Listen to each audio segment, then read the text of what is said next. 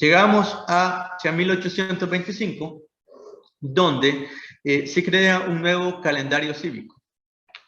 Y esto es importante porque así como existían en la época de la monarquía española un calendario donde se celebraba la boda del rey, el cumpleaños del rey, la fecha en que toma posesión en su cargo, también ahora se van a celebrar pues nuevas fechas en Centroamérica, como va a ser el 24 de junio de 1823, en que se fue la instalación de la Asamblea Nacional Constituyente, el 1 de julio de 1823, la independencia absoluta, el 15 de septiembre, la Declaración de Independencia de España, y el 22 de noviembre, que fue la proclamación de la Constitución Federal. Por supuesto que en este momento todavía no estaba separado del calendario litúrgico, entonces también se incluye en este calendario cívico las fiestas religiosas como la Semana Santa, Navidad y el Corpus Christi. Es así como de alguna manera estos símbolos sirven para pues estudiar y mostrar, sobre todo a los estudiantes, les parece muy interesante cómo a través de los símbolos se puede ir leyendo el proceso en el cambio de la ideología y de la cosmovisión que llevó de la fidelidad del rey a apostar por una independencia absoluta. Solamente. Bien. Gracias, Leonel, muy amable. Abrimos un espacio entonces para comentarios o preguntas a la presentación de Leonel. Pueden abrir el micrófono y hacer sus preguntas o sus comentarios. Este es un panel que está muy interrelacionado, entonces imagino que tendrán inquietudes. Bueno, Mariana. Buenos días, yo quería preguntarle al compañero Leonel que cuál fue pues hablar un poco de la experiencia que él tuvo con los compañeros de la Universidad de Salvador, creo que fue, que él comentó al inicio, digamos, con una temática, creo que es importante esa vinculación. Cuando te refieres a compañeros, ¿te refieres a compañeros docentes o a las estudiantes? A las personas estudiantes. Ah, claro.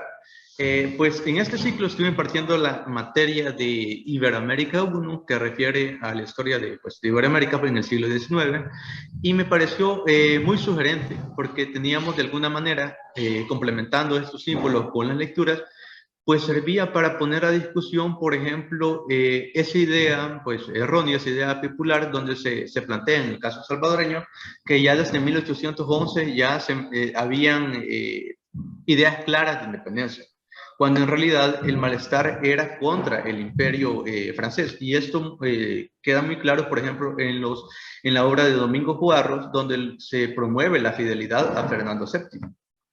Y digamos, el malestar era contra las autoridades locales y contra el enemigo francés. Es hasta mucho después que van a tener claro esas ideas de la separación absoluta del imperio español. Entonces, todo esto es posible y de alguna manera, como dicen que una imagen vale más que 1000 palabras, les sirve a los estudiantes para ejemplificar de manera gráfica estas ideas y no se queden solo en elementos abstractos. Perfecto. ¿Alguna otra pregunta, comentario? Catarino. Sí, buenos días. Felicitarlo Buenos primeramente, días. maestro, y a todos los compañeros presentes, colegas. Quiero hacer una pregunta. Mencionó que los colores, por ejemplo, de Guatemala, se habían inspirado en Argentina, ¿no? Claro. Tengo Reino de entendido, la Plata.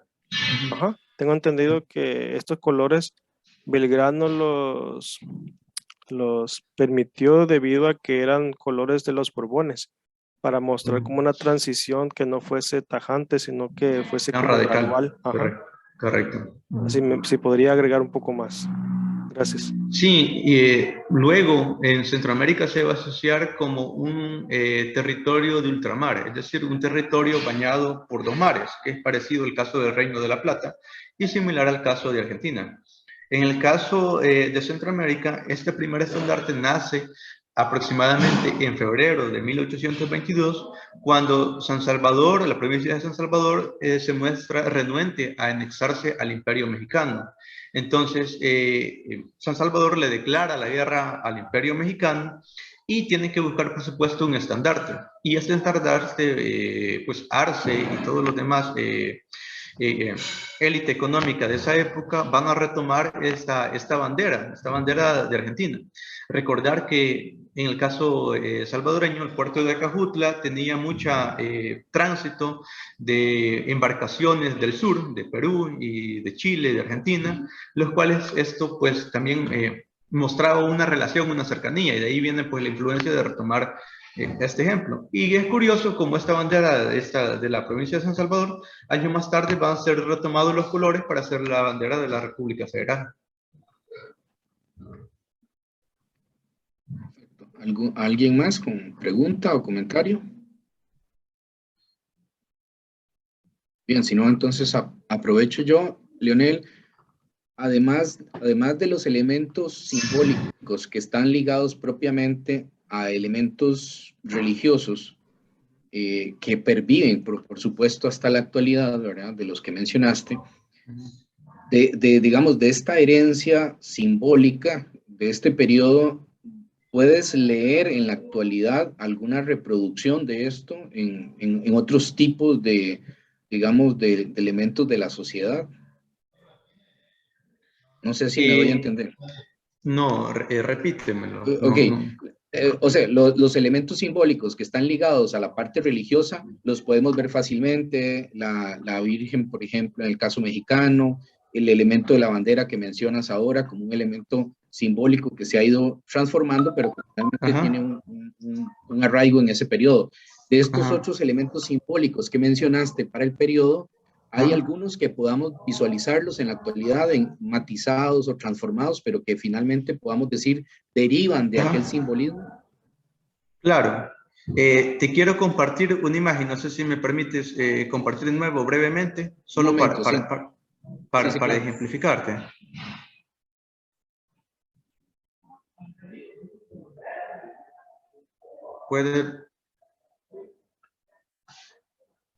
Puedes ver esta imagen. Esta imagen es del 2019, de la toma de posesión del actual presidente en El Salvador. El presidente hizo un acto de juramentación del pueblo, similar a lo que se hacía durante la época monárquica. Entonces podemos ver que el antiguo régimen de alguna manera sigue presente en la sociedad centroamericana. Es decir, y sin mencionar los colores y toda por ejemplo, el retrato del rey, que muchas veces, bueno, por lo general se encontraba en las oficinas de las instituciones monárquicas, todavía, al menos en El Salvador, sigue presente. Cada institución de Estado tiene la foto del presidente.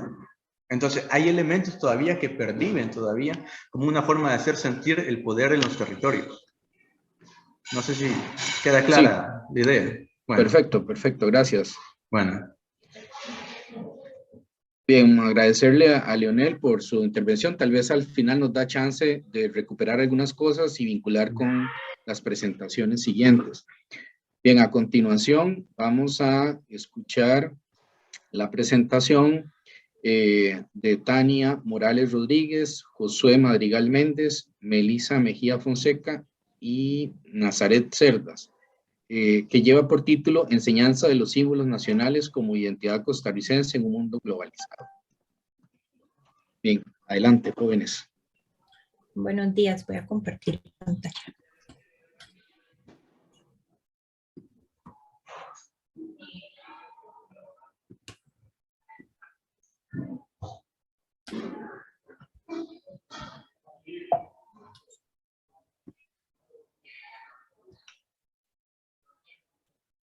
Perfecto.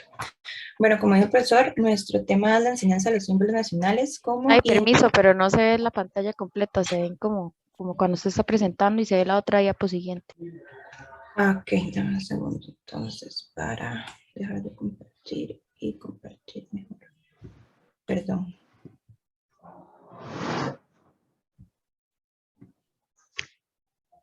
Ahora sí.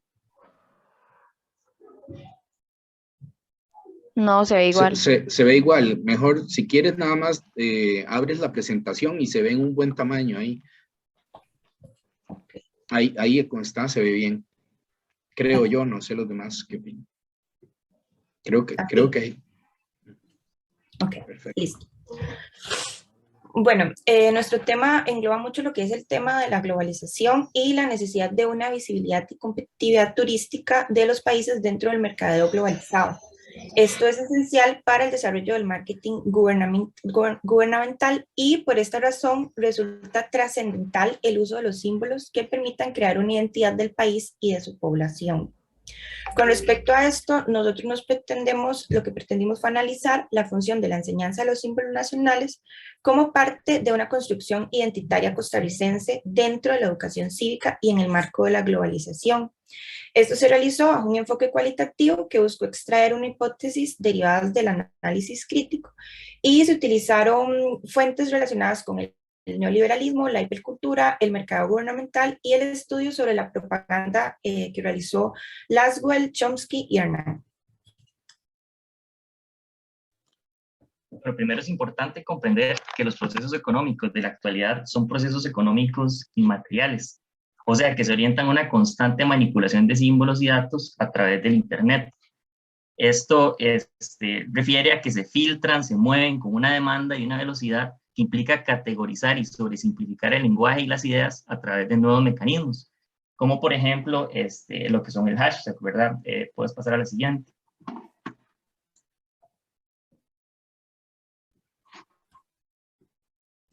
La siguiente diapositiva.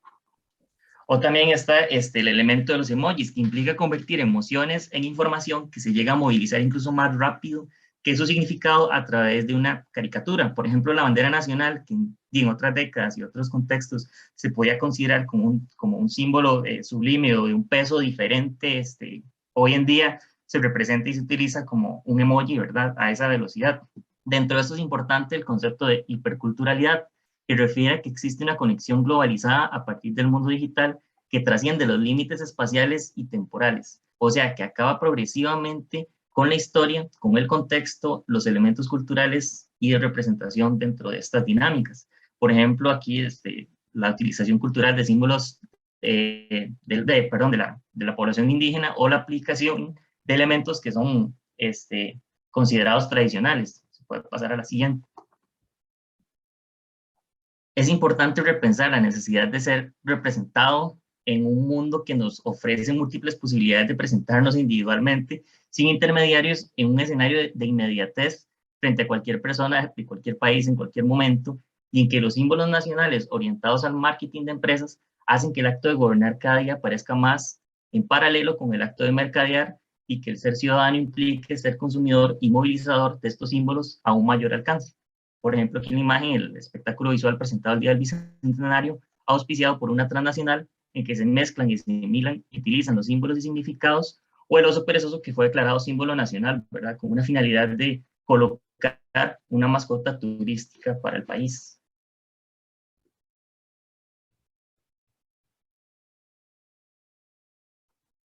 Bueno, primero que todo me disculpo por no encender la cámara, pero mi computadora se cayó y se dañó la cámara, entonces me disculpo por ahí. Y ahora lo que vamos a ver es como la importancia, ¿para qué los símbolos nacionales? ¿Se gusta la paz, Atay? ¿Cuál es la importancia que tienen, para quién y para qué sirven? En primer lugar, los símbolos nacionales ayudan a crear una identidad colectiva y se hacen acompañar de rituales que funcionan como mecanismos de fuerza, como también lo anotaba el colega anterior, y específicamente dentro del ámbito educativo involucran a los estudiantes en un plan disciplinario del Estado, ¿verdad? El papel específicamente de la asignatura de educación cívica ha sido reforzar la construcción de estas identidades, promoviendo el nacionalismo, para legitimar y fortalecer las políticas gubernamentales. Entonces, de este modo, los símbolos nacionales, según lo que nos señala Hobsbawm, se convierten en pertenencias del colectivo, pertenencias colectivas, que le permiten a los individuos imaginar lo que no puede imaginarse, es decir, darle forma a la abstracción de la identidad. De esta forma, entonces, se crea un sentimiento comunitario que es incuestionable y que se refleja al ver el escudo, el himno o la bandera, tanto a nivel nacional como internacional.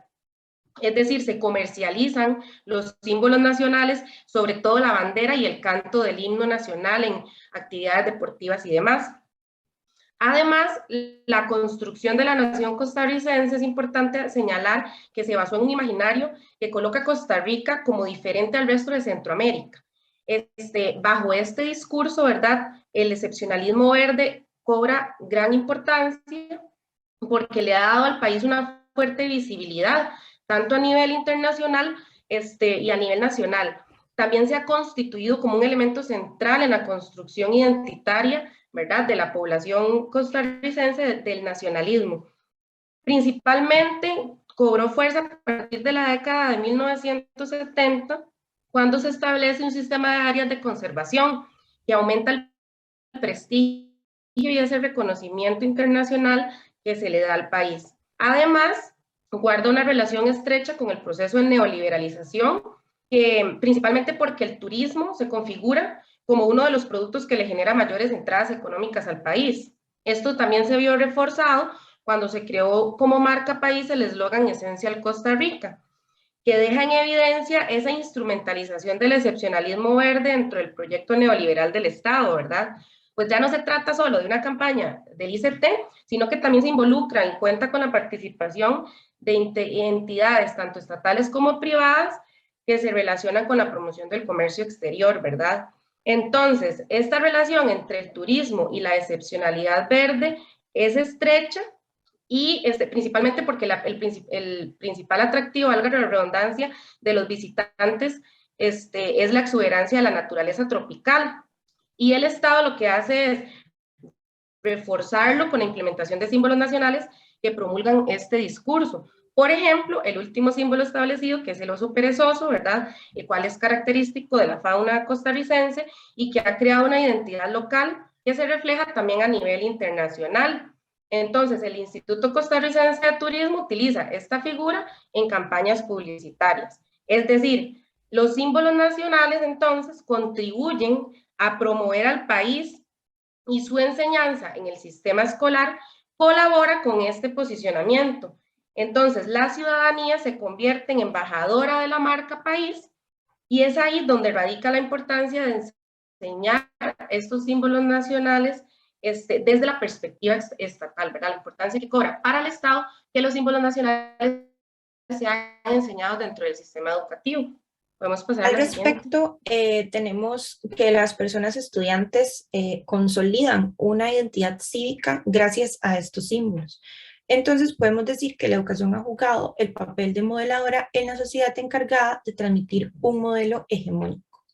Es así como a nivel cultural y social se han creado conceptos y valores nacionales que aún son parte de nuestra historia. Esta consolidación de una identidad cívica permite que las personas se identifiquen con una nación y así desde jóvenes son permeados desde valores que serán parte de sus vidas e identidad. Por lo tanto, la enseñanza de los símbolos o elementos vinculados con el nacionalismo y la política permite la identificación de individuos en una conciencia colectiva. La imagen de Costa Rica libre, soberana e independiente es dotada de riquezas naturales, ha diferenciado al país del resto de la región centroamericana. Este aspecto ha sido ejemplificado por medio de los símbolos nacionales que se han ido incorporando en los últimos años. Por lo tanto, la asimilación y la toma de conciencia de dichos símbolos aporta a que la juventud se identifique con ellos y así desde jóvenes las personas estudiantes van formando un concepto de identidad a través de la incorporación de temáticas relacionadas con normas, comportamientos, simbología nacional, entre otros temas que son abarcados en la materia de educación cívica.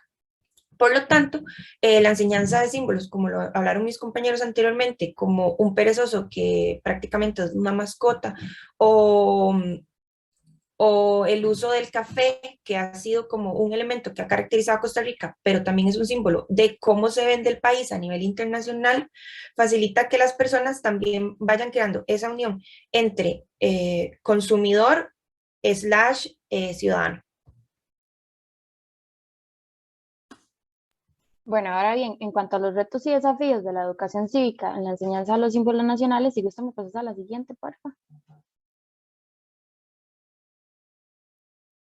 Lo primero que hay que destacar es que, bueno, como se ha venido diciendo, los estados están conformados por un conjunto de discursos y estos van a estar en favor de la reproducción de un capital cultural en específico. Y estos medios van a ser los centros educativos, los medios de comunicación, la literatura, museos, entre otros, ¿verdad? Y lo que van a buscar es crear todo un imaginario colectivo en el que se va a dar un sentido grupal. Si gustas, me pasas a la siguiente. Sin embargo, el problema es que Costa Rica arrastra problemáticas educativas desde el siglo XIX, donde la educación es vista como un medio para moldear las conductas del estudiantado con la finalidad de consolidar los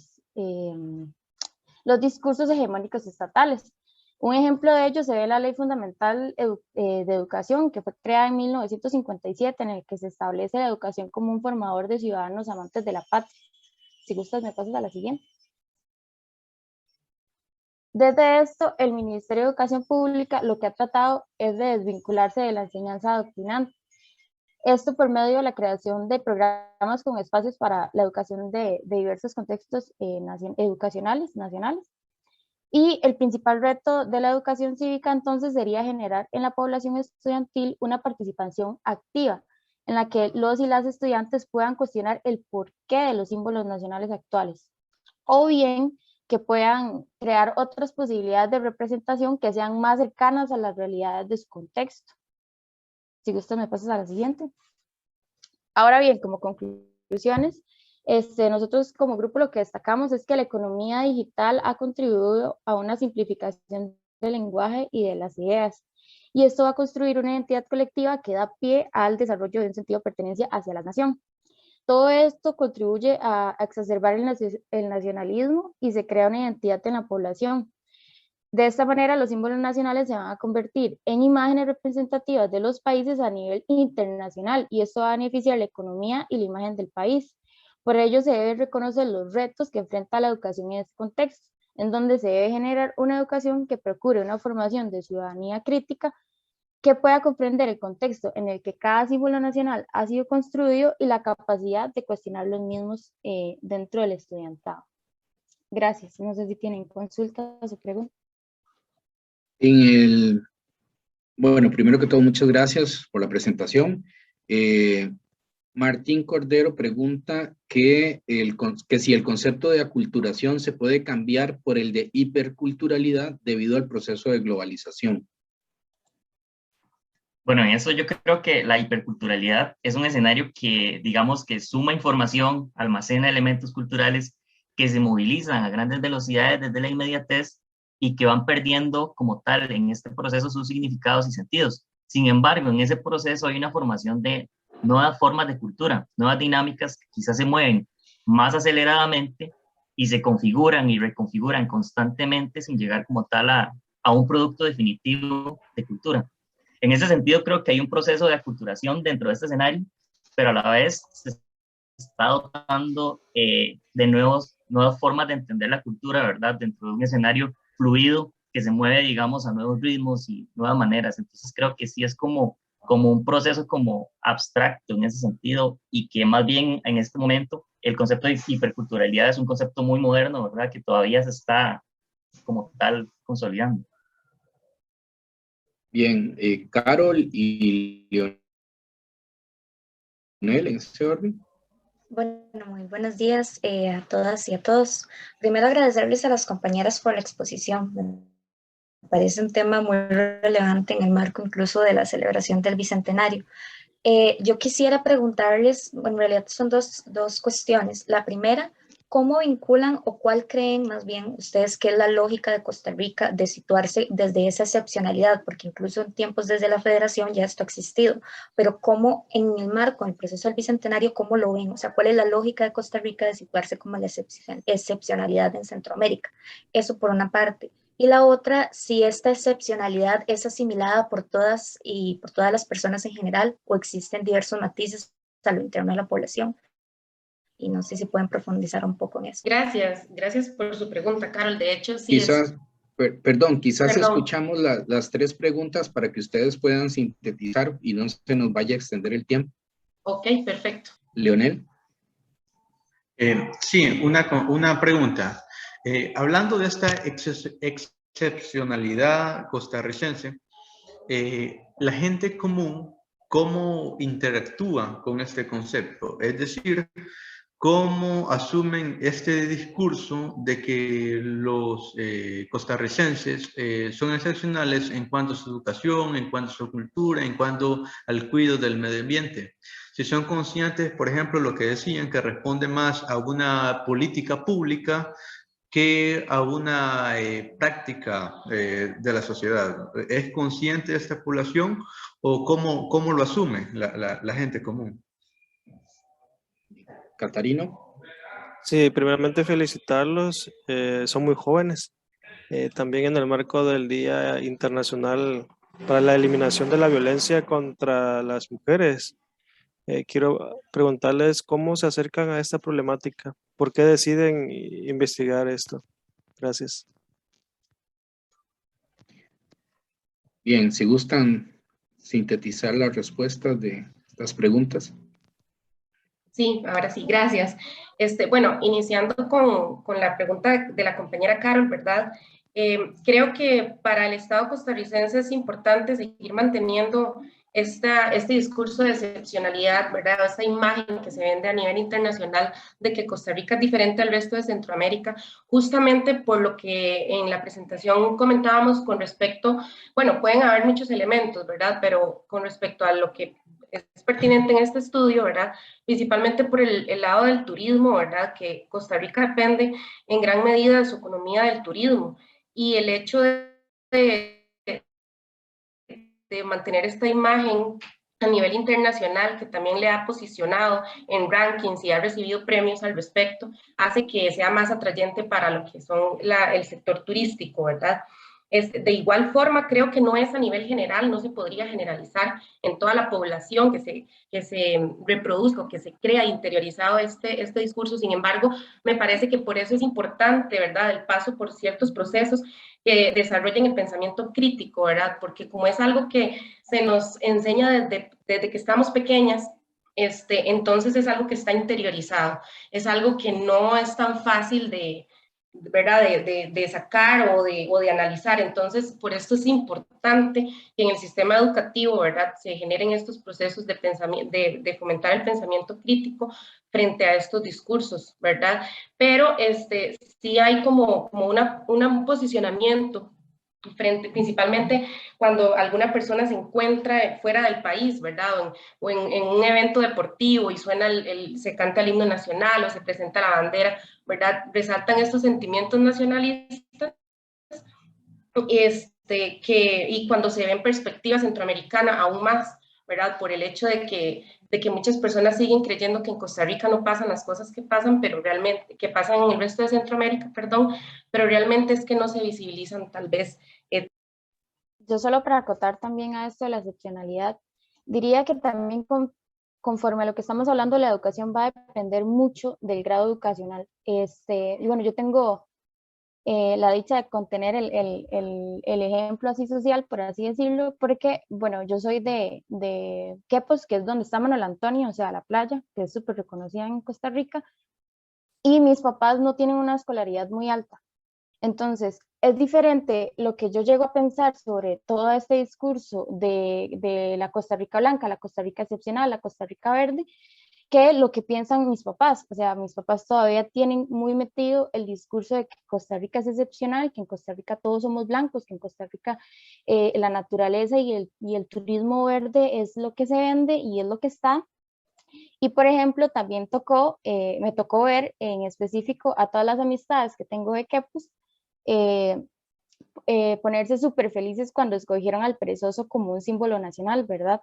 Entonces yo siento que todo este discurso de excepcionalidad costarricense, como decía la compañera Melissa, no es algo que se acepta de manera total dentro de los costarricenses, pero que sí tiene que ver mucho, va muy ligado con la educación que se les ha dado. Por eso es que nosotros hablábamos de que desde la educación se debe brindar ese papel de formar ciudadanía crítica para que estas situaciones no se sigan suscitando.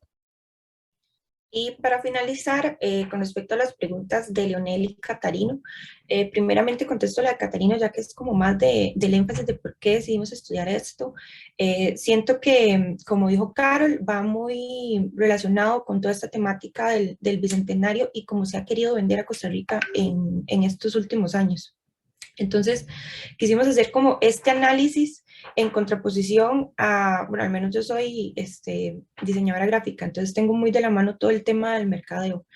Y en contraposición a eso, a cómo Costa Rica se ha insertado dentro de un mercado internacional y cómo se ha vendido desde que empezó en los últimos años, tal vez para el contexto de los compañeros salvadoreños, ha empezado en los últimos años a crear nuevos símbolos. Por ejemplo, el perezoso, el manatí, el café, también se puso como símbolo nacional. Entonces, en el marco del Bicentenario y la inserción de estos nuevos símbolos es que también surge esta necesidad de crear como un análisis de cómo los símbolos nacionales, más que una identidad nacional interna, ha sido una identidad extranjera también, o vendida hacia el extranjero. Y con respecto a la pregunta de Leonel, podemos acotar de que esto, digamos, los jóvenes cuando, como decía Nazaret, o sea, cuando llegan a las aulas y se les enseña los símbolos nacionales, también depende mucho del criterio del profesor y el enfoque que le quiera dar. Entonces, así como los jóvenes pueden visualizar esos símbolos nacionales como algo muy bonito, o uy, qué bonito un perezoso, o qué bien que se puso el café como símbolo nacional. Sin embargo, esa criticidad de ver cómo también eso es una estrategia por parte del Estado, depende mucho, va de la mano con el criterio del profesor y lo que hablaba mi compañera Nazaret de los programas que también ha planteado el MEP, que es el Ministerio de Educación Pública de nuestro país. Bien, gracias, muy amables. El tema sin duda alguna es apasionante. Para nosotros es autocrítico, por supuesto, el tema de la excepcionalidad. Y es interesante también, Catarino y Leonel, visualizar que esta idea de excepcionalidad se construye en la medida en que tengamos un espejo, es decir, algo con que irnos comparando, ¿verdad? Y precisamente ese ha sido uno de los argumentos que ha utilizado el Estado, por ejemplo, en el campo de lo verde para promocionarse, ¿verdad? Y simplemente cierro con una idea muy concreta que está en la coyuntura de la pandemia, que nosotros lo vivimos de una forma muy jocosa, incluso en algún sentido, y es que, por ejemplo, esta idea de excepcionalidad uno la puede ver materializada en el caso de la vacunación contra el COVID. Cuando El Salvador empezó a vacunar y empezó a tener unas tasas de vacunación muy altas, y estaba en las estadísticas dejando a Costa Rica muy relegado en el proceso de vacunación, inmediatamente eso encendió las alarmas en este país en el sentido de que no podía ser posible. Estoy haciendo obviamente una extrapolación de lo que pudo haber ocurrido, pero muy probablemente ese fue parte del argumento, que no era posible que El Salvador nos estuviese ganando en el proceso de vacunación si nosotros tenemos una infraestructura en salud y un sistema de salud construido desde hace muchos años con un gran potencial, etcétera, etcétera. Y a raíz de eso, rápidamente, el Estado lo que hizo fue cambiar la política de vacunación y, por ejemplo, el periodo de vacunación entre primera y segunda dosis, que estaba restringido para un promedio de 3-4 semanas, se pasó a 8 semanas, que era el periodo máximo, para poder usar las dosis de reserva en aumentar el nivel de vacunación y poder decir, ahora sí ya le pasamos adelante a El Salvador otra vez en la vacunación. Ese tipo de elementos que parecieran ser muy sutiles dentro de esa lógica de la excepcionalidad, nos enseñan precisamente cómo el Estado trata de mantener ese discurso, ¿verdad? Y en lo verde ni hablar, no me voy a meter ahí porque no tenemos tiempo. Leonel, un minutito. Sí, yo solo quiero decir que en El Salvador pasaba exactamente lo contrario. Cuando empezó lo de la vacunación, aquí era como, somos mejor que Costa Rica. Ni siquiera Costa Rica lo ha hecho. Y entonces, es el mismo uso político, pues, para mostrar una cierta identidad de lo que se conoce como la otredad, la comparación constante con el otro. Entonces, en esa lógica es muy curioso porque en esa oposición es que se van creando los sentimientos de la identidad nacional. Muestra de ellos, por ejemplo, cuando hay partidos de fútbol. Cuando hay partidos de fútbol, por ejemplo, Honduras con Costa Rica, El Salvador con Costa Rica, hay una rivalidad, pero en el momento que un país costarricense se enfrenta, qué sé yo, a México, todos apoyamos al país centroamericano. Entonces, siempre es la construcción de la identidad respecto al otro, solamente. Bien, gracias Leonel, muy amable. Sin duda, insisto, son temas muy interesantes, todos estos que tienen que ver con el manejo de los símbolos. Vamos a dar paso a la tercera presentación de la mañana, que está a cargo de Yendri Castillo Cedeño, Mariana Blanco Ortiz y Carol Quesada Brenes, y lleva por título La ciudadanía política de las mujeres en Centroamérica, una propuesta para análisis histórico dentro del aula a partir de un módulo educativo. Jóvenes. Muchas gracias. ¿Me comentan si ya se ve la presentación? Ahí se ve ya, correcto. Bueno, buenos días a todos y a todas. En primera instancia quisiera agradecer al comité organizador y al moderador de esta mesa por brindarnos este espacio de difusión. Nosotras vamos a tratar la temática titulada La ciudadanía política de las mujeres en Centroamérica, una propuesta para el análisis histórico dentro del aula a partir de un módulo educativo.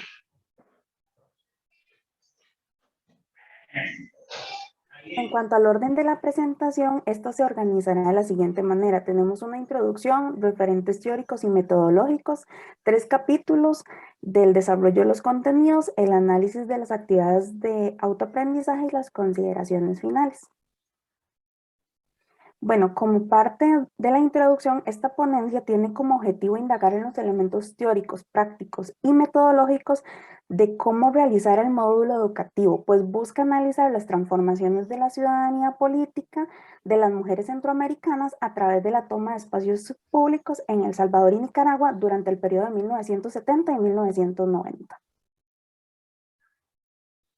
Como parte de nuestros referentes teóricos, esta propuesta pedagógica se concibe dentro de la pedagogía crítica al plantear el acto formativo en relación con el contexto de los individuos. Aunado a ello, las prácticas educativas no están relacionadas exclusivamente a las prácticas académicas, sino que se extiende hacia la realidad de nuestros estudiantes.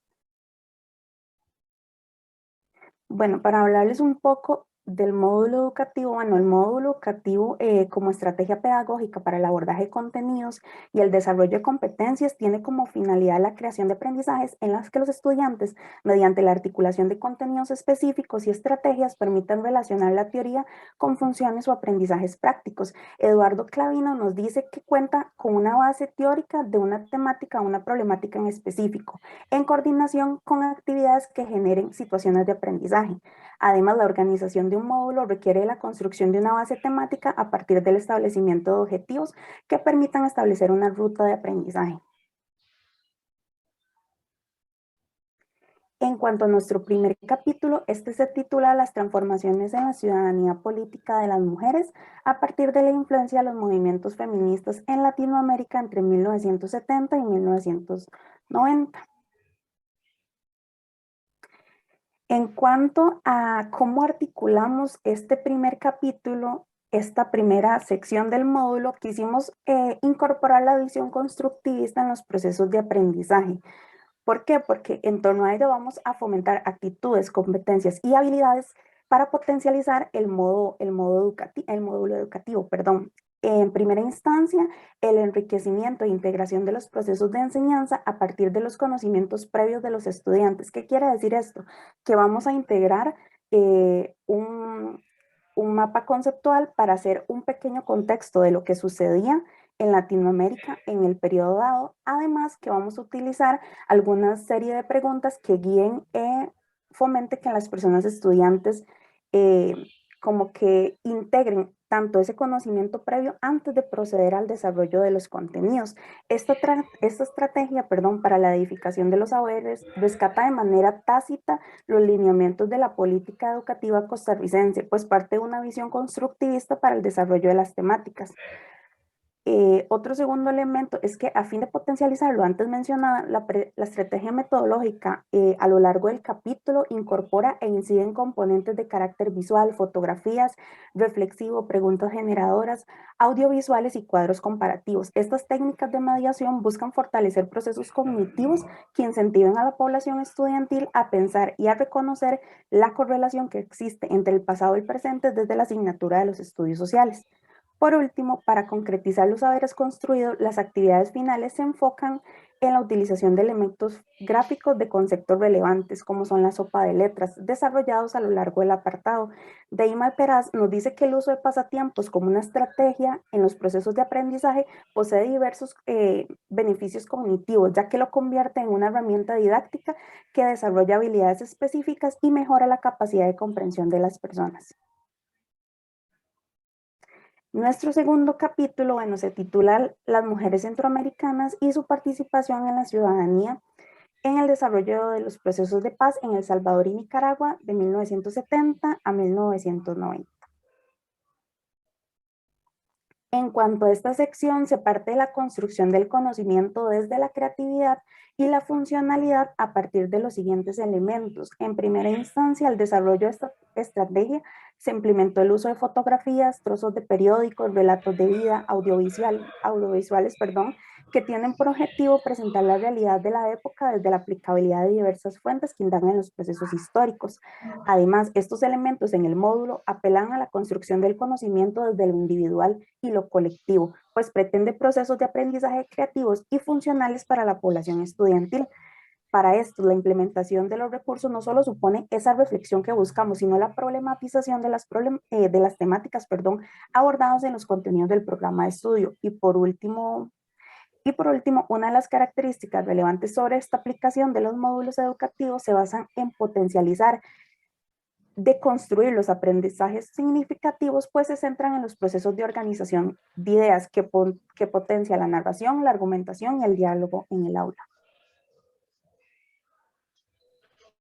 Antes de profundizar en el tercer capítulo, que tiene como título La formación de la ciudadanía en las mujeres de El Salvador y Nicaragua en el periodo en estudio, es necesario entender que esta temática parte de esa necesidad de visibilizar la ciudadanía de las mujeres en el programa de estudio de educación, de estudios sociales, en lo que corresponde para Costa Rica, pues estos temas los vemos desde un abordaje general y nunca profundizamos en esos aspectos significativos de las mujeres que tienen una serie de elementos científicos que nos permiten comprender la realidad.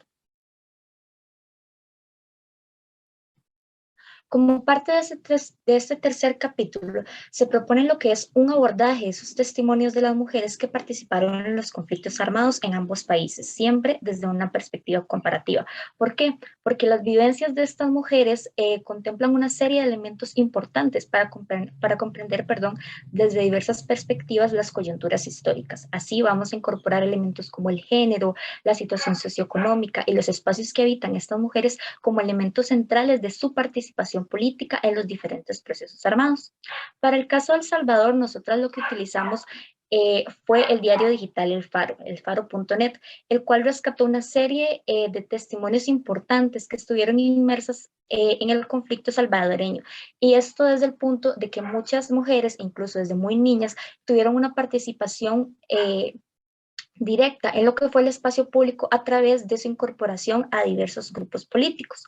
Por otra parte, para el caso de Nicaragua, utilizamos el testimonio de una periodista fotográfica, que esta tiene el nombre de Margarita Montealegre, que mediante sus crónicas y fotografías, ella retrató estos episodios y la vivencia de estas mujeres en estas coyunturas históricas y procesos armados. En este caso, el caso de la fotógrafa Margarita Montealegre, ella utilizó su cámara para retratar las realidades vividas durante la Revolución Sandinista, principalmente.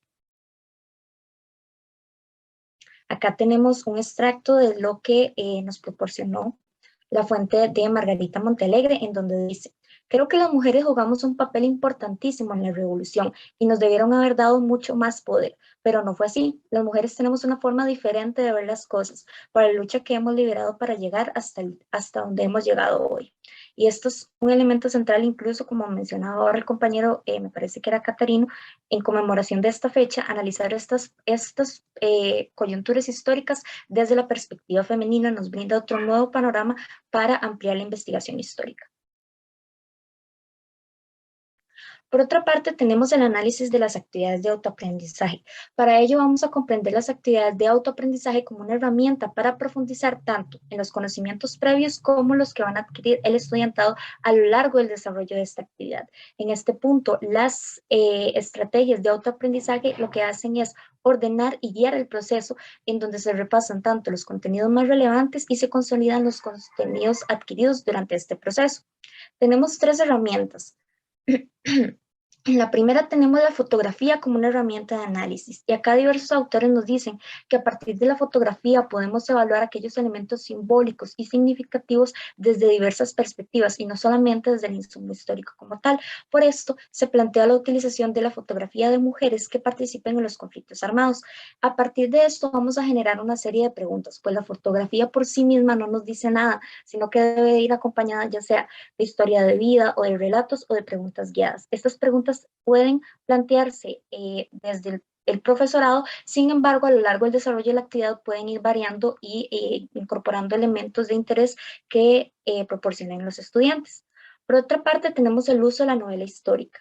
Para este caso del módulo, utilizamos lo que es El País de las Mujeres, de una destacada escritora nicaragüense que es Yoconda Belli, con la finalidad de que las y los estudiantes, realizan una reflexión acerca del papel político que ocupan las mujeres a lo largo de la obra. De esta manera, diversos autores nos dicen que tanto el cine como la literatura o el teatro se posicionan como herramientas necesarias para comprender estas coyunturas históricas. Sin embargo, esto no quiere decir que vamos a dejar de lado las clases de historia, sino que es un acompañamiento para comprender el contexto histórico a través de una lectura más cercana y más fácil de asimilar.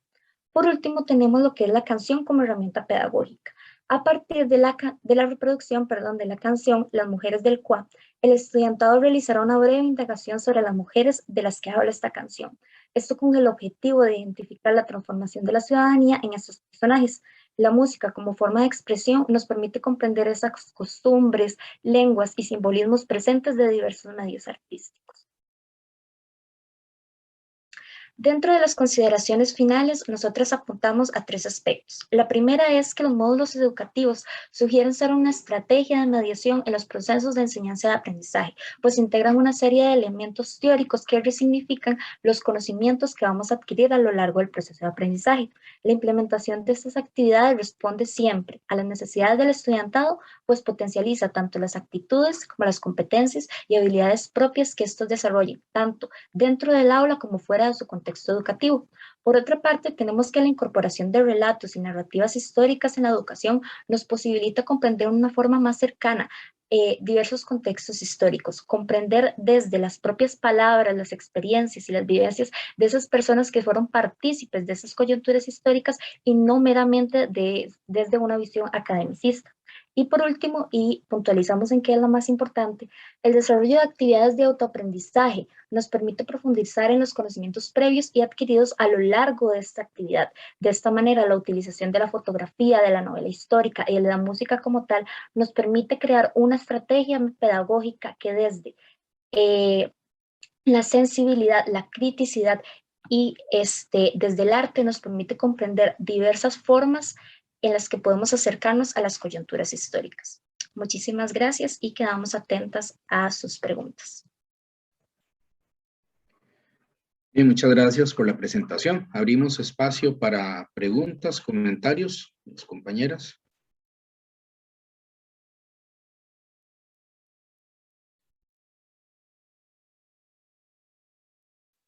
Bien, quizás mientras damos tiempo que piensen alguna pregunta, quizás yo haría una para empezar. En la conferencia de ayer, el colega Ibagón señalaba, por ejemplo, la importancia de introducir, digamos, a las personas estudiantes en el proceso de construcción del conocimiento. Este tipo de propuestas como la que ustedes acaban de mencionar, son propuestas que están muy bien estructuradas, muy bien construidas, pero la pregunta es, en esta lógica, digamos, de ir facilitando la inclusión del estudiante en la construcción de conocimiento, ¿cómo visualizan ustedes en una metodología de estas que se puede abrir ese espacio para que el estudiante no necesariamente replique o analice o construya a partir de lo que está leyendo o escuchando en otras obras, sino que también pueda, desde sus conocimientos previos, etcétera, aportar en esa construcción. Escuchamos a Catarino en su inquietud y tal vez después conteste. Sí, muchas felicitaciones. Quiero preguntarle, ¿a qué le llaman ciudadanía política? ¿Cómo las mujeres participan en la ciudadanía política en Centroamérica y en general? Para comenzar con la pregunta del profesor Max, a lo largo del módulo que nosotros hemos presentado ahora y hemos desarrollado, se insertan espacios de aprendizaje a partir, por ejemplo, de elementos como la construcción de números de palabras, de esquemas, que parten de los conocimientos previos de los estudiantes. Aunado a esto, en los procesos, por ejemplo, en los que se hace análisis de los textos, como mencionaba mi compañera Carol, de la novela de País de las Mujeres, en el uso de las imágenes, en el uso de la fotografía, se prioriza la participación de los estudiantes a través no solo de los conocimientos previos, sino las interpretaciones que estos hagan. Eso es importante porque entonces desde nuestro posicionamiento desde la pedagogía crítica estamos incorporando esos elementos del conocimiento de los estudiantes, de la interacción que ellos puedan tener o hayan tenido en algún otro momento. Y en la construcción del módulo nosotras hablábamos digamos que como esto no está inserto exclusivamente para un año o para un eje, como se llama en Costa Rica, específico de estudios sociales, sino que más bien por el vacío que existe sobre estas temáticas puede trabajarse incluso en espacios de educación abierta o educación no formal. Por ejemplo, para los compañeros que no son de Costa Rica, educación abierta es un sistema sobre todo para personas que ya son adultas y que quieren culminar su proceso, digamos, de colegio. Esto nos permite, digamos, articular también en función de que en Costa Rica existe una población migrante importante a nivel de población nicaragüense y salvadoreña. Entonces podemos ver incluso conexiones con personas que sean migrantes o que sean hijos de migrantes y que tengan una vinculación con estos países, que probablemente sus madres, sus abuelas, sus hermanas u otras personas que sean de su familia incluso hayan vivido estos procesos en El Salvador y en Nicaragua. Eso es un elemento fundamental porque a lo largo del módulo se abren espacios de plenaria y se abren espacios de construcción del conocimiento, desde los conocimientos previos como también desde la experiencia. Yo quisiera apuntar antes de hablar un poco sobre lo de Catarino, que esto es un vacío que existe y nosotros hemos sido muy críticas desde la construcción del módulo y tal vez esto no le guste a alguien que esté en el simposio, pero es una temática que nos debe a un poco esa vinculación de nosotros como Costa Rica, digamos, con el resto de Centroamérica y cómo no la ciudadanía de las mujeres, tanto en trabajándolo de los estudios sociales como trabajándolo en el caso de la educación cívica. Entonces creemos que este módulo es una forma de trabajar estas temáticas que tal vez en la malla curricular oficial no se encuentran, pero que definitivamente tenemos que trabajarlas desde otros espacios o desde otras estrategias metodológicas y bueno, esa es una de las motivaciones por las que nosotros también trabajamos a partir de este módulo. Luego, con la pregunta del compañero Catarino, la participación, la ciudadanía política, en este caso la visualizamos mucho desde el accionar en espacios políticos a través, digamos, de los casos salvadoreños, el del caso salvadoreño y el caso nicaragüense. La mayoría de relatos, de imágenes, incluso las cuestiones relacionadas con la música que utilizamos, la poesía y la literatura, están relacionadas con el accionar de estas mujeres en espacios como, por ejemplo, la guerrilla y su posicionamiento en los conflictos armados que se vivió a nivel centroamericano. Esto es importante porque, como yo mencionaba anteriormente, tal vez para muchas personas que no sufrimos estos procesos, ya sea por una cuestión etaria o porque en Costa Rica no se desarrollaron estos procesos que se desarrollaron en otras naciones centroamericanas, son elementos desconocidos, pero Costa Rica cada vez más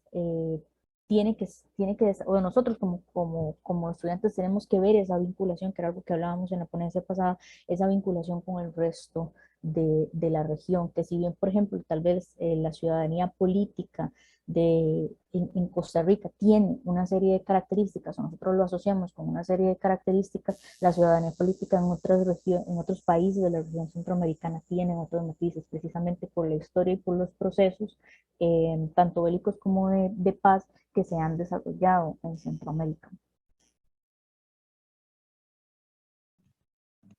Bien, gracias. ¿Hay alguna otra pregunta, algún otro comentario?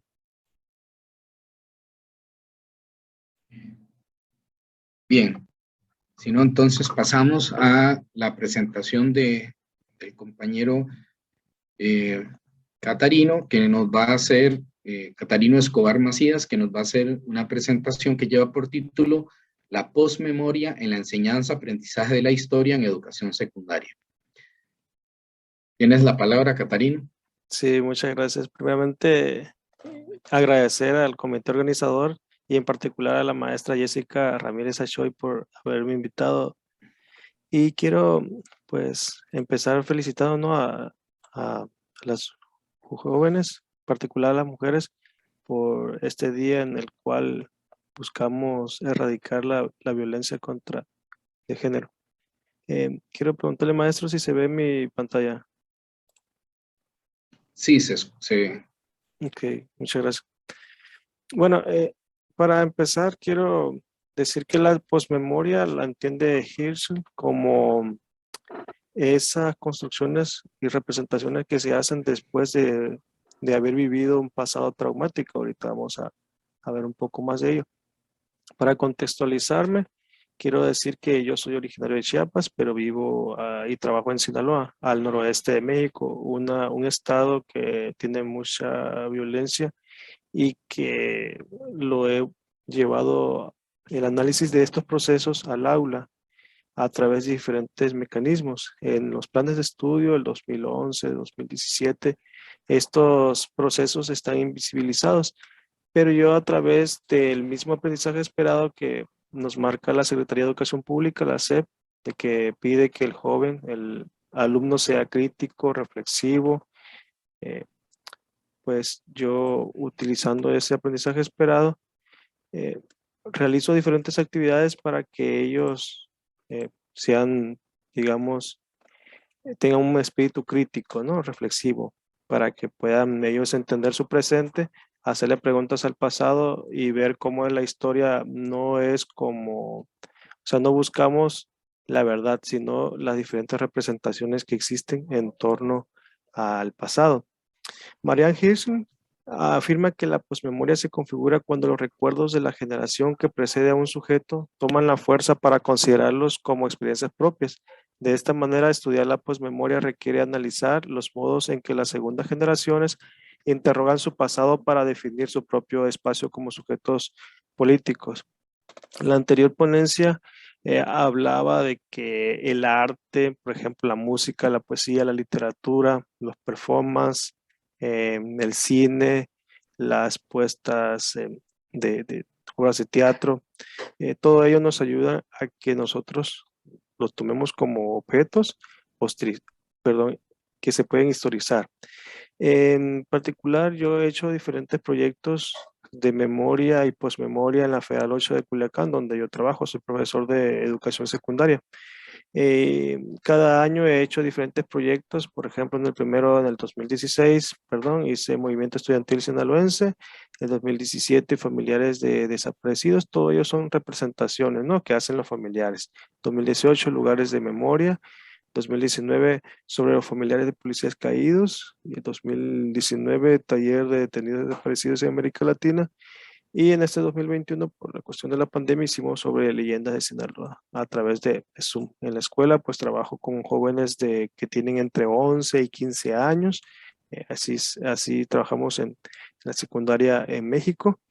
Y la propuesta de la posmemoria es que el joven, bueno, yo lo adapto a mi ámbito educativo, que el joven se apropie del pasado, un pasado reciente, en clave cultural, como nos dice la nueva historia cultural, que podemos ver, por ejemplo, un proceso político, pero con lentes de la historia cultural, de la nueva historia cultural, reinterpretación de la segunda generación y cómo es que estos modos de apropiación, esta transformación de los parámetros de interpretación del pasado traumático, los hacen estas segundas generaciones.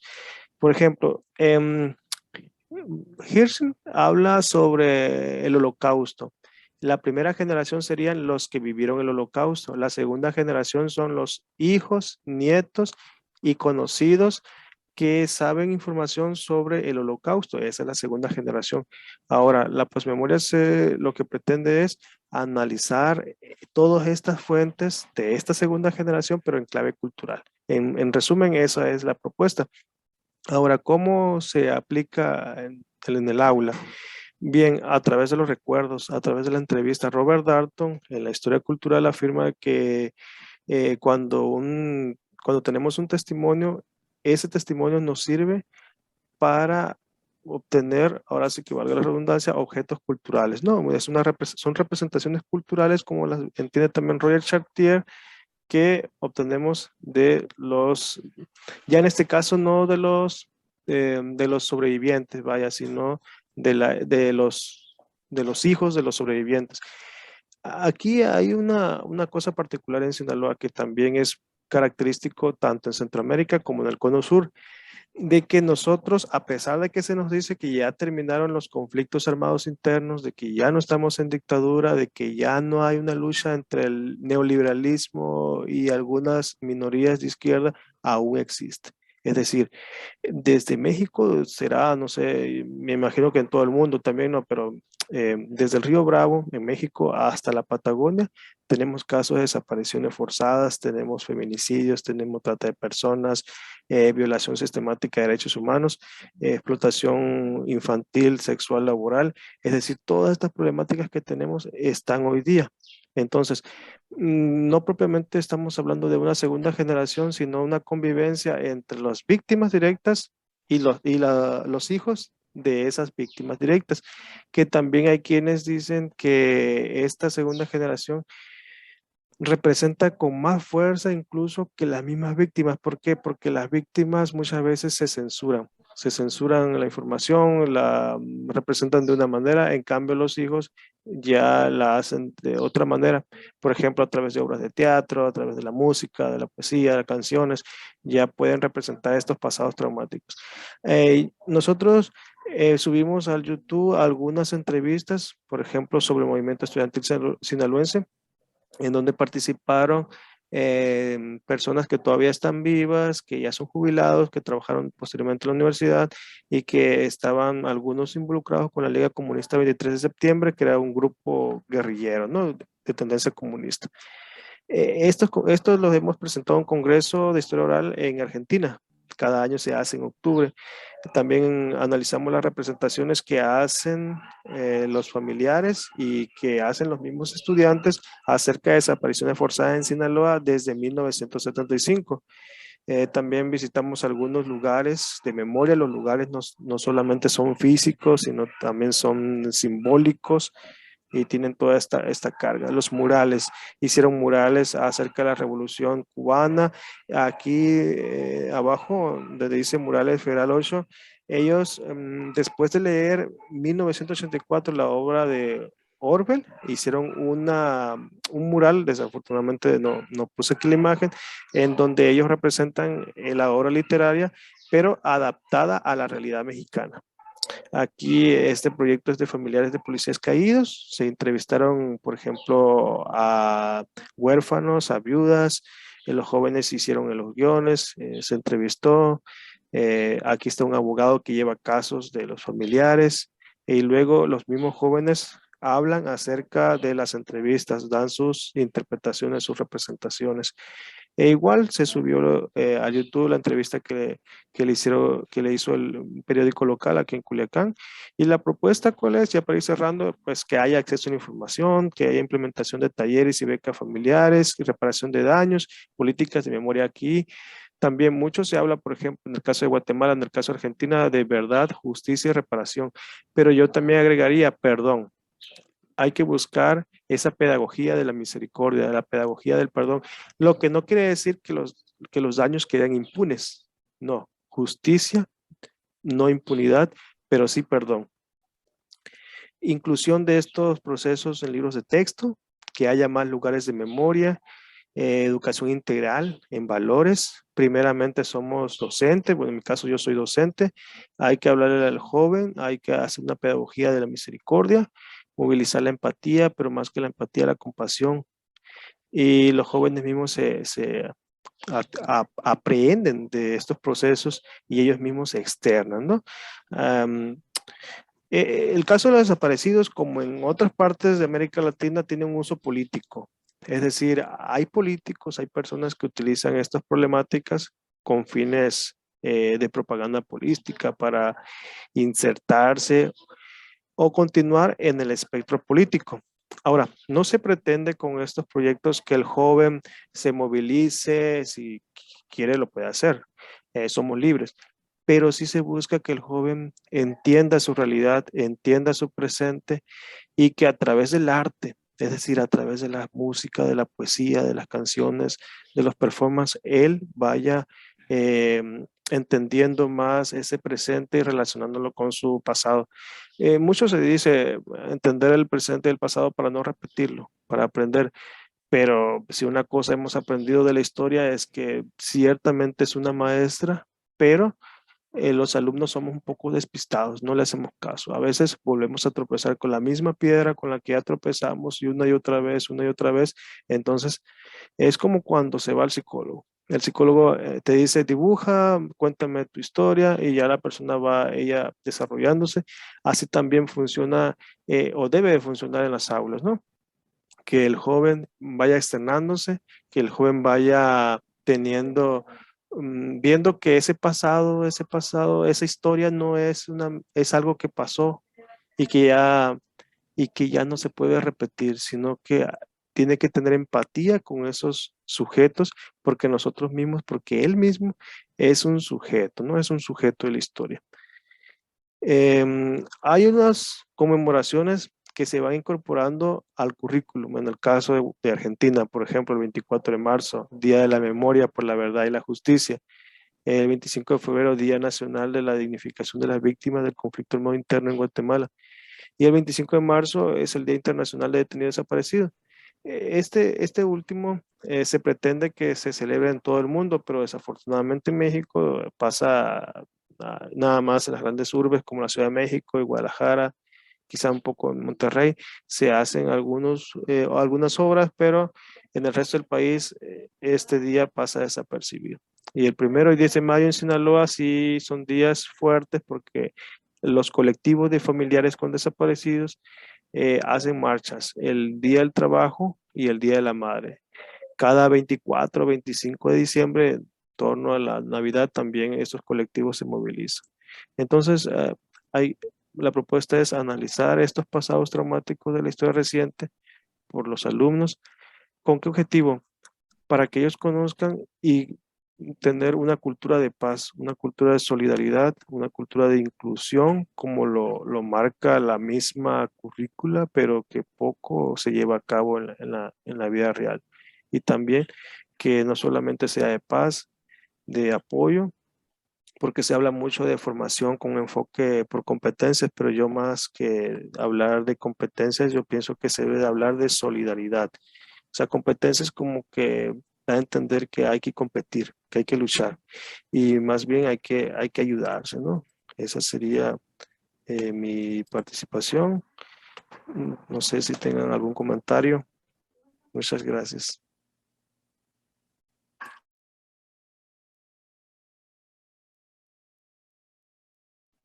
Bien, gracias, Catarino. Abrimos el espacio para preguntas y comentarios.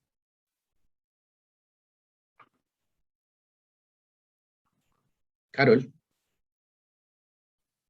Bueno, primeramente, muchísimas gracias por la exposición. Siento que es un tema muy innovador y siento que en este contexto el análisis de este pasado reciente resulta muy pertinente. Yo tengo, bueno, creo que en una sí profundizó un poco, pero tal vez me gustaría como escuchar un poco más.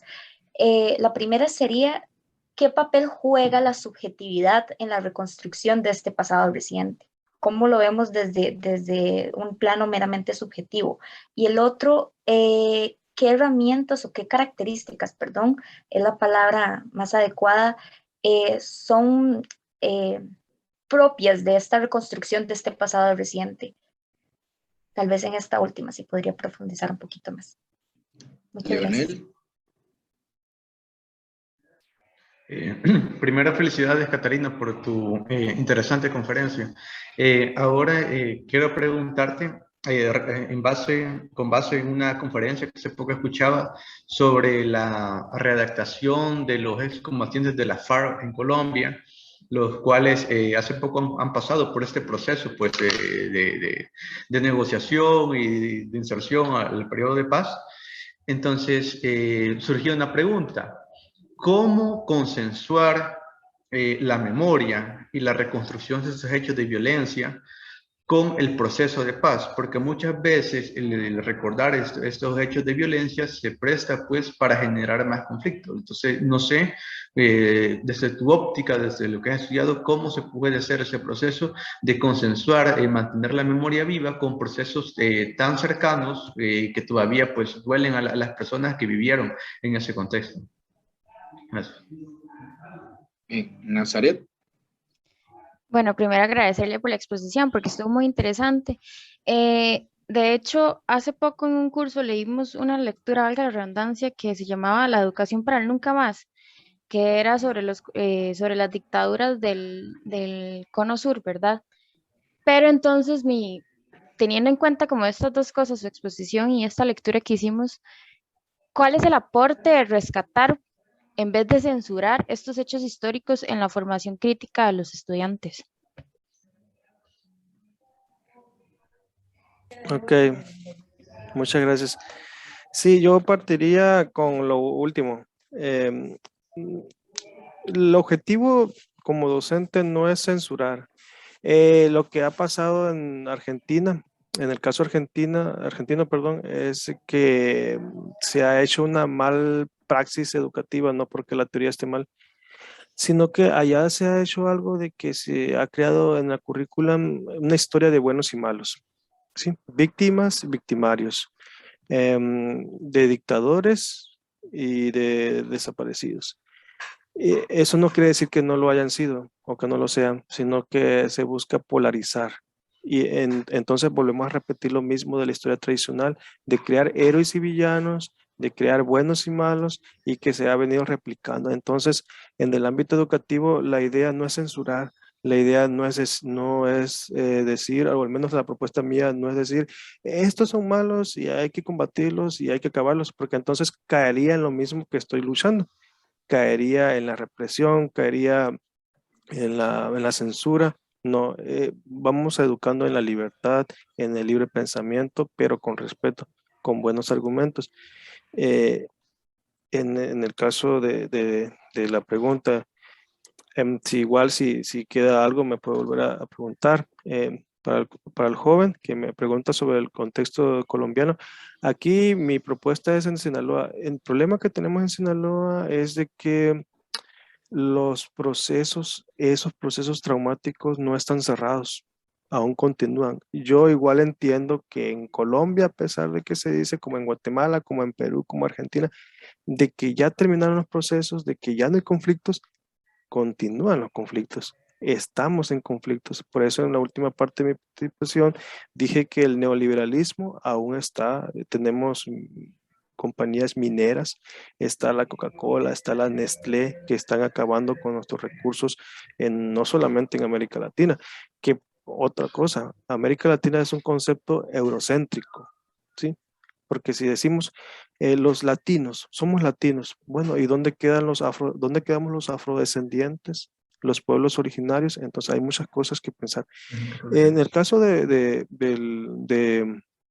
cómo analizar estos procesos sería presentarlos como fuentes de información, presentar las entrevistas, los testimonios, la literatura, y a partir de ahí el joven crea sus propias interpretaciones, no para crear jóvenes criticones, sino para crear jóvenes críticos que estén analizando ese pasado visto desde el presente, ¿no? Visto desde el presente con un enfoque de solidaridad, con un enfoque de misericordia, porque no estamos tampoco creando jóvenes guerrilleros, no estamos creando jóvenes que de izquierda, jóvenes que salgan a la calle a protestar, no, estamos creando jóvenes que estén analizando los procesos, ¿no? Analizando los procesos.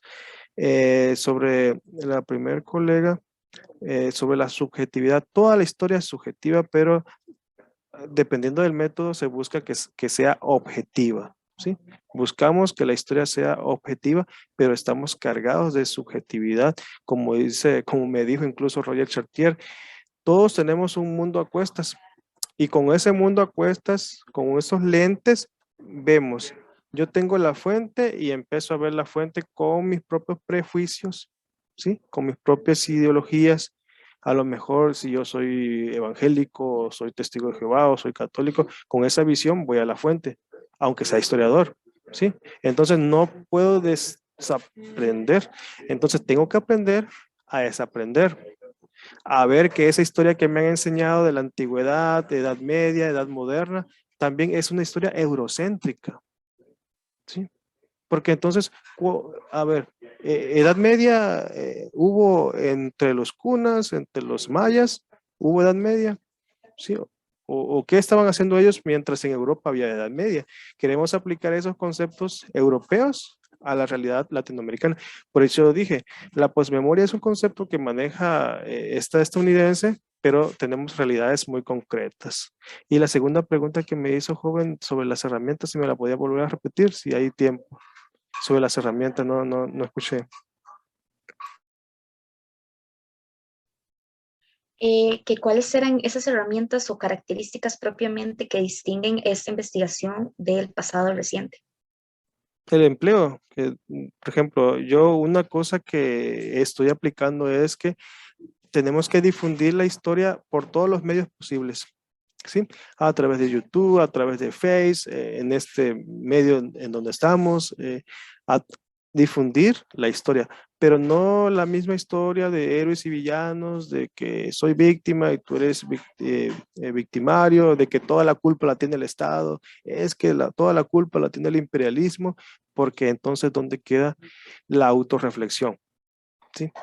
¿Cuál es el objetivo de nosotros como docentes de historia? Buscar un mejor México, un mejor Costa Rica, un mejor El Salvador, pero siempre empezando con nosotros mismos, ¿no? En el amor propio. Ese amor propio, ¿sí? El amor hacia mí mismo también nos lleva a tenerlo en el aula, ¿no? Esa sería mi...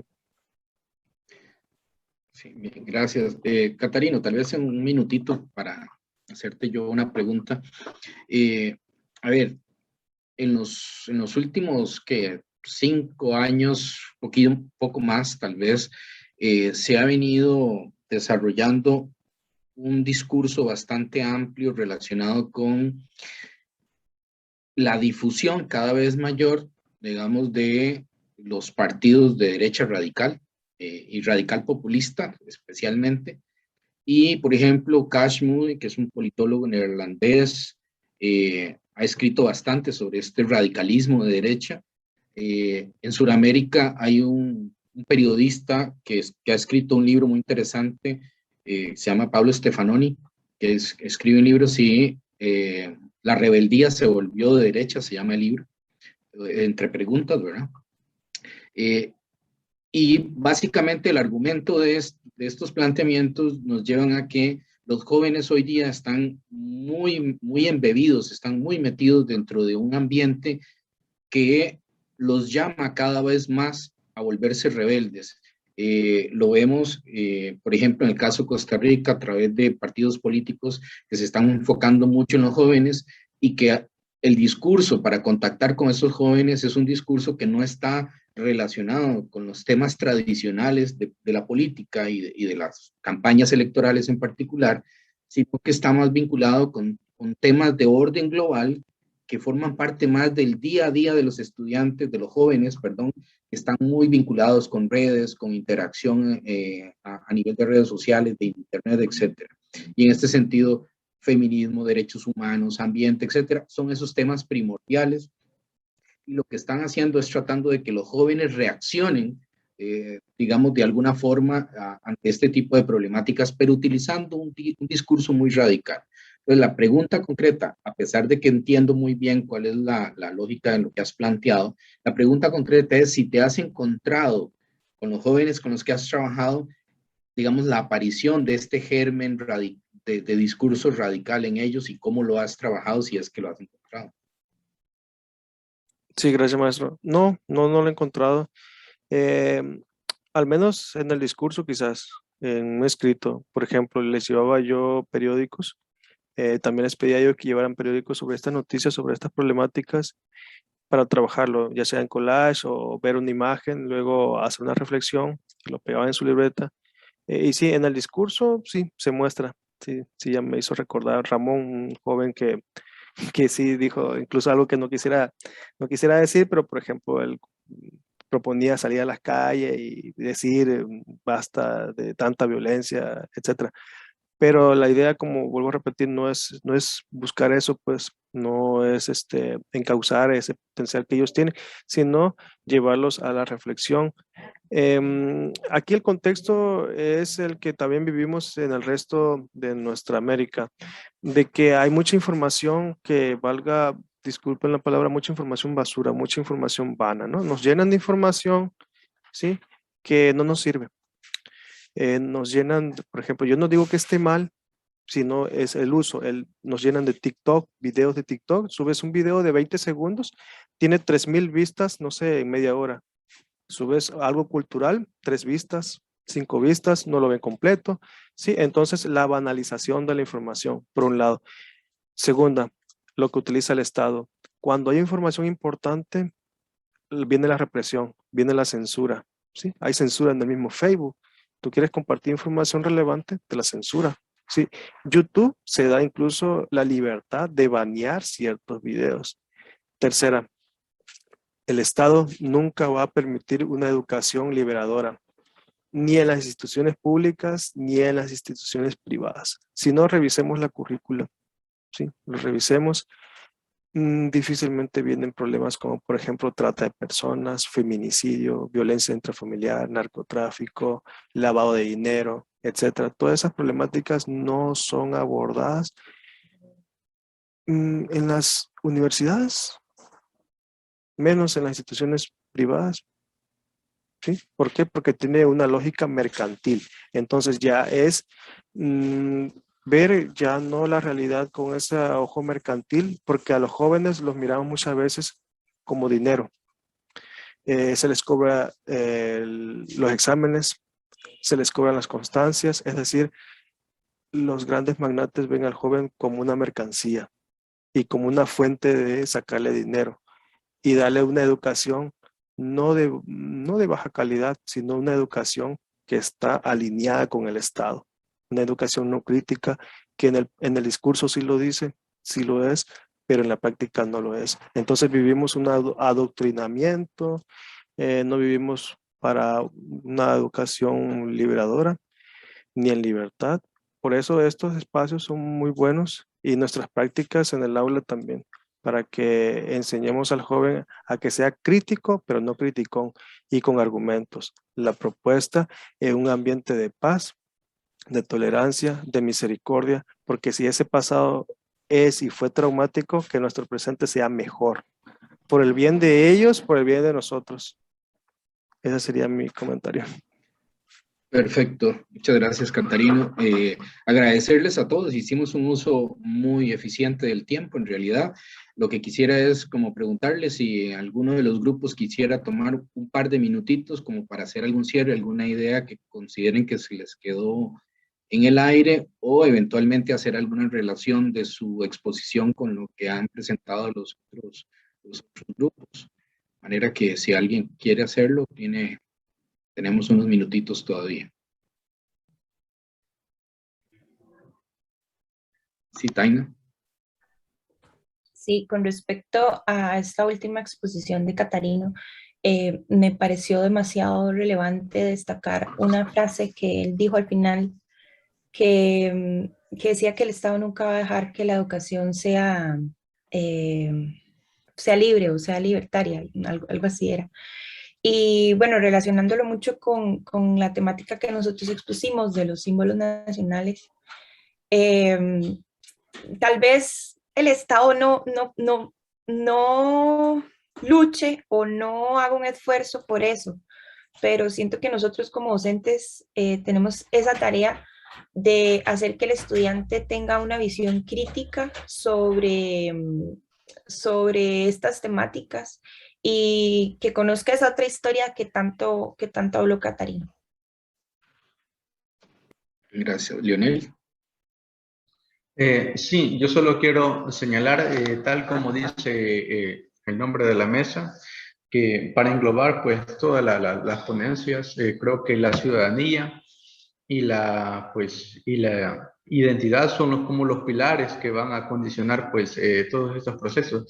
Y desde el siglo pues XIX, el uso también de la memoria, a veces una memoria, como dice Pierre Nora, una memoria prótesis, a veces una memoria vivida, sino que es una memoria pues que se pasa de generación en generación, es la que de alguna manera nos lleva a formar la identidad de la ciudadanía. Y yo creo que en la medida de que seamos conscientes de esos procesos, como decía Catarina en su última ponencia, en la medida de que en las escuelas se enseñe a ser objetivos, no solamente vernos como víctimas o como victimarios, eso permite pues construir una ciudadanía más empoderada con sus derechos y sus obligaciones para tomar pues mejores decisiones hacia el futuro. Realmente. Perfecto, gracias. Melissa, con Melissa cerramos. Sí, gracias. Rápidamente nada más quería acotar algo de lo que decía Catarina, que es el compañero que acaba de exponer de último, ¿verdad? Que decía que se veía a los jóvenes como dinero, ¿verdad? Y justamente eso es una de las principales de los principales resultados de nuestra investigación en el contexto del sistema neoliberal y el uso de los símbolos nacionales, porque justamente la ciudadanía se convierte en embajadora o en agentes publicitarios prácticamente, en el caso específico de Costa Rica, de ese discurso, ¿verdad?, de excepcionalismo y de ese discurso verde.